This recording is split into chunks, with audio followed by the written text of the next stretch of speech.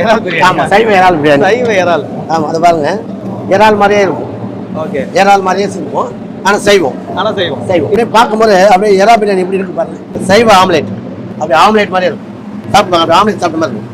மொத்தம் சைவ வஞ்சர மீன் இருக்கு. ஆமா, டெய்ல கட் பண்ணி அதுக்கான ப்ரொடக்ஷன் ரெடி பண்ணி சாப்பிடும்போது அந்த சாஃப்ட்னஸ், அந்த பதம் கரெக்டா எடுத்துரும். வெத்தலை தோசை. ஆமா, வெத்தலை நீங்க பார்க்கலாம், நல்லா நீட்டா ஒரு பெரிய வெத்தலையை தான் எடுத்துருக்கீங்க. கண்டிப்பா. சைவ வஞ்சர மீன் இருக்கு. சைவத்துல சோயா மாவு மூலியமா அந்த சைவ வஞ்சர மீனை ரெடி பண்ணி ஃப்ரை பண்ணி கொடுக்குறோம். ஆமா, டெய்ல கட் பண்ணி அதுக்கான ப்ரொடக்ஷன் ரெடி பண்ணி அதை நம்ம கொடுக்குறோம். அதை வந்து பார்க்கும்போது பார்க்குறவங்களுக்கும் மீன் வறுவல் மாதிரி தெரியும், உணவு சாப்பிட்றவங்களும் ஸ்பெஷலா சுவையாகவும் தெரியும். இப்போ இந்த மாதிரி ஓவர் ஐட்டத்தை கெஸ்ட் வச்சா இலையில வேஸ்ட் ஆகாது. ஒருத்தவங்க 500 1000 ரூபாய் 300 ரூபா 500 விலைக்கு பேசி இலையை டைனிங் கொடுத்து அந்த இலையில மிச்சம் மீதி வைக்காம ஓவர் ஐட்டமா இருக்கும். இறால் பிரியாணி சாப்பிடலாம். இறால் பிரியாணி. ஆமா, சைவ இறால் பிரியாணி. சைவ இறால். ஆமா, அது பாருங்க, இறால் மாதிரியே இருக்கும்.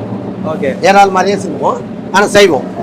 சைவம். இது சோயா தான். சோயானா அது மாவு 2-3 விதமான மாவுகள் கலப்பாங்க. ஓகே. அதாவது எந்த மாவு கலந்து நம்ம எடுக்கலாம். கடலை மாவு கலந்தும் சோயா மாவு கலந்து கொண்டு வரலாம். பயிர் வகைகளை கலந்து எந்த ஒரு டேஸ்ட்டுக்கு ஏற்ற மாதிரி இந்த மாதிரி ஷேப்ல கொண்டு வரலாம். அப்படியே பார்க்கும்போது அப்படியே இறால் பிரியாணி எப்படி இருக்கு பாருங்க.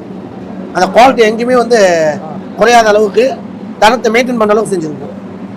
ஸோ இறால் பிரியாணி சுட சுட இருக்குது சார். அந்த இறாலோட கமகமன்னு இருக்கிற பிரியாணி அள்ளி. ஆஹா, அமோகமாக இருக்கு. நீங்க எந்த ஃபுட் எடுத்தாலும் அந்த குவாலிட்டி இருக்கும்.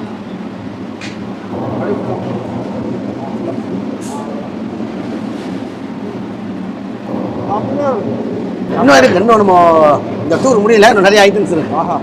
சைவ ஆம்லேட், நம்ம வெஜ் ஆம்லேட் தான். அப்படி ஆம்லேட் மாதிரி இருக்கும். இந்த பெப்பர் மிதக்க அப்படி ஆம்லேட் மாதிரி. இதை சாப்பிட்றவங்க ஆம்லேட் அப்படியே சாப்பிடுவாங்க, அப்படி ஆம்லேட் சாப்பிட்ட மாதிரி இருக்கும். ஓகே. இதெல்லாம் சைவம், அதெல்லாம் வெஜ். எஸ், சைவம். ஸோ ஒரு நான்வெஜ்ல என்ன இருக்கணுமோ அந்த ஆம்லேட் மாதிரியே இருக்கு பாருங்க, லேயர்லாம். ஸோ இந்த ஃபீல் வந்து அப்படியே ஆம்லேட்ல எப்படி இருக்கும், சாப்பிடும் போது ஆம்லேட் சாப்பிட்ட ஃபீலிங் இருக்கும். முழுங்கும் போது மட்டும்தான் உங்களுக்கு தெரியும். சரி, இந்த ஆம்லேட் சாப்பிட்டு பார்த்துடலாம். அடடா. ஓகே, சாப்பிடுவோம்.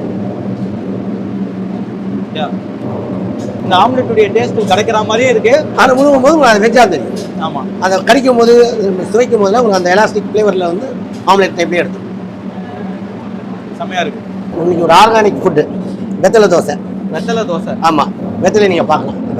இப்போ இந்த பார்த்தீங்கன்னா இன்னும் புதுசாக நீங்கள் வெத்தலை தோசை போடல. மார்க்கெட்டில் வந்து பார்த்தீங்கன்னா பல காலமாக வெத்தலை தோசை வெளில வந்துட்டு தான் இருக்குது. இதில் குவாலிட்டி மெயின்டைன் பண்ணி வேஸ்ட் ஆகாமல் இருக்கும். இப்போ இந்த வெத்தலை தோசை போடும்போது குழந்தைங்களாம் பிரியமாக சாப்பிடுவாங்க, எதுவும் இலையில வேஸ்ட் ஆகாது. இந்த மாதிரி ஃபுட்டை பார்த்து கஸ்டமருக்கு கெஸ்ட்டுக்கு சொல்லி இலையில வேஸ்ட் பண்ணாமல் அவங்க கொடுக்குற விலைக்கு நல்ல ஃபுட்டை கொடுத்துருக்கோம். வெத்தலையும் பார்த்தீங்கன்னா நல்லா நீட்டாக ஒரு பெரிய வெத்தலையை தான் எடுத்துருக்கீங்க. கண்டிப்பாக. சில இடத்துல வெத்தலை வந்து குட்டியாக இருக்கும், ஆனால் அந்த தோசைக்கு ஏற்ற சைஸில் நல்ல ஒரு பெரிய வெத்தலை. அதெல்லாம் குவாலிட்டி நாங்கள் போயிடும். Quality is not an act அப்படின்றது நீங்கள் இதை எத்தனை வெத்தலை எடுத்து பார்த்தாலும் தெரியும். ஸோ வெத்தலை தோசை சார் சொல்கிற மாதிரி குவாலிட்டியாக ஒரு நீட்டமான வெத்தலையில் என் உள்ளங்கை சைஸுக்கு நல்லா நீட்டமாக வச்சுருக்காங்க. அது பாருங்கள், ஒரு பெரிய வெத்தலையில் ஒரு தோசை செய்யப்பட்டிருக்கு. ஓகே. அந்த வெத்தலை கூட காரமாக இருக்கான்னு பார்த்து தான் வெத்தலை வாங்கணும். அப்படியா? ஆமாம், அந்த காரம் வந்து உரைச்சா மட்டும்தான் அந்த வெத்தலையோடைய டேஸ்ட் கொடுக்க முடியும்.